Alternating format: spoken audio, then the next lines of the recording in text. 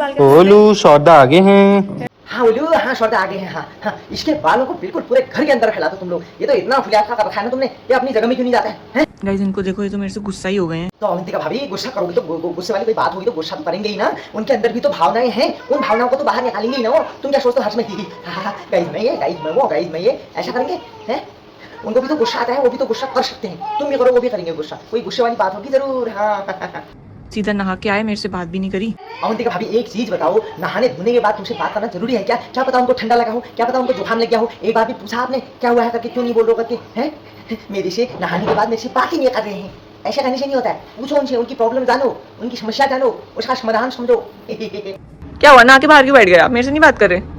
श्रद्धा, पहली बार मैं आपको इतनी धूप में घाम सेकते हुए देख रहा हूँ। हैं अवंतिका भाभी, कुछ ना कुछ दाल में काला तो लग रहा है। आपने गड़बड़ की होगी कुछ। हाँ ऐसे नहीं बैठे श्रद्धा इतनी धूप में बाहर धूप सेकने के लिए।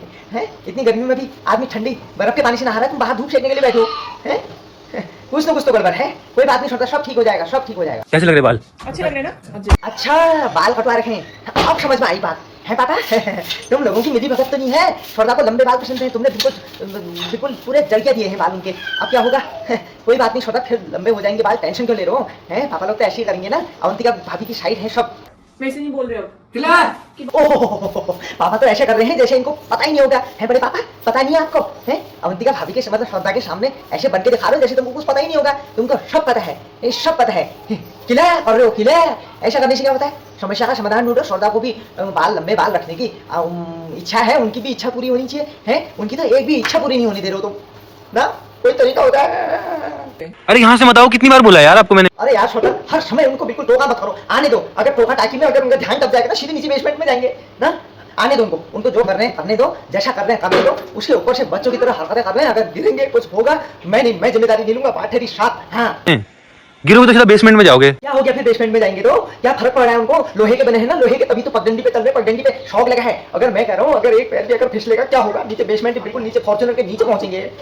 गैस आप भी सोचोगे पूरा दिन भाई लड़ते रहते हैं, बस हर बात पे लड़ते ही रहते हैं। हम तो सोचेंगे ही ना, लड़ते होकर कि 2 दिन शादी को नहीं हो रखा है, बिल्कुल पंचायत ठहरी पंचायत है। ऐसी पंचायत करना जरूरी है क्या कैमरे के सामने वो भी है? तो ऐसे में तो लोग सोचेंगे ही। हम तो ये सोच रहे हैं कि पता नहीं कितनी गुत्थम गुत्था मारा मार हो रही है। हे भगवान, क्या कर रहे हो तुम लोग? मुझे तो समझ में नहीं आ रही है। इतना सब कुछ होने के बाद शांति प्रदान करो ना, एक दूसरे को शांति प्रदान करो। मेरी हेल्प करते हो? करते रहो, फिर हेल्प होती है। यहाँ से मैं खुद डाल लूंगी। मेरे आंखों में गिधल तो नहीं लगे हैं भाभी जी? क्या बना रहे हैं? बड़ी अच्छी चीज बना रहे हो यार। मेरे लिए भी बनाना थोड़ा। ये छोटा तो बिल्कुल बेकार आदमी है, कोई हेल्प नहीं करते तुम्हारी। मैं तुम्हारी तरफ हूँ, और मेरे लिए इतना सा बना देना, और थोड़ी सी चाय भी बना देना। इतना कर देना प्लीज। छोटा बिल्कुल डिस्टर्ब मत करो, बिल्कुल नहीं। अगर खाना है तो उसने बिल्कुल डिस्टर्ब मत करो। बहनी का बना तो अनहेल्दी भी अच्छे से खाओगे मेरा? हाँ बहनी का बना तो बिल्कुल खप्पो से खाएंगे। बहनी का बना तो बिल्कुल वो उसमें नमक मिर्च नहीं भी हुआ होगा, कुछ भी नहीं हुआ होगा, वो भी बोलेंगे यमी टेस्ट, यमी टेस्ट। वो तो बहनी ने बना रखा है ना।